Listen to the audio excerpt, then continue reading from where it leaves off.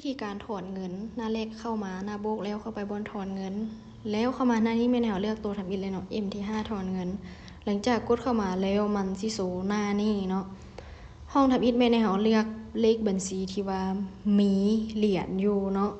กดเข้าไปปุ๊บห้องต่อมาเมนใส่จำนวนเหรียญที่ว่าเราต้องการสิถอนออกเนาะขั้นต่ำเมน30เหรียญเลือกสกุลเงินเป็นเงินกีบเนาะ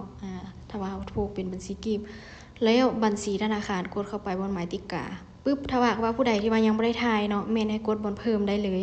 ตัวนี้เมนปึ้มบัญชีฝากประหยัดนาปึ้มมันละเนาะตัวนี้แล้วถ้าว่ามันยังไม่ขึ้นแบบนี้เนาะให้เรากดเข้าไปอีกบัตรหนึ่งแล้วกดไปบนบัญชีปึ้มมันเนาะหรือว่า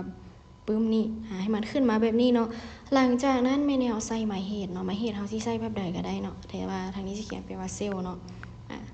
แล้วหลังจากนั้นกดยืนยันเนาะกดยืนยันปุ๊บแล้วมันสิกดให้เรามันสิขึ้นมาให้เรากดอีกเนาะกดยืนยันหลังจากนั้นให้เรากดไปบนเครื่องหมายฮับเนาะแล้วกดเลื่อนมาให้มันตรงกันหลังจากนั้นให้เรากดเนาะกดตกลงนี่หลังจากกดตกลงเลยไป Gmail เนาะแบบนี้ไป Gmail เขาจะส่งข้อความไอ้เขามาทาง Gmail เนาะตัวนี้นี่อย่างโมเมนเนาะตัวนี้มันจะเป็นรหัส IWM เนาะมันจะเป็นไอ้ข้าวตัวสีแดงเนาะปุ๊บนี่เนาะเขาเจ้าได้ส่งมาเป็นที่ห้อยแล้วเนาะกดเข้าไปแล้วกดคัดลอกเอารหัสนี่เนาะเอามาวางใส่รหัส IWM วางใส่เนาะเอาแต่ตัวเลขกดยืนยันเนาะกดยืนยันปุ๊บมีแต่โลเนาะเพราะว่าสัญญาณหรือว่าเน็ตบ่ค่อยดีแล้วกดไปบนดูบันทึกนี่เนาะถ้าว่าเป็น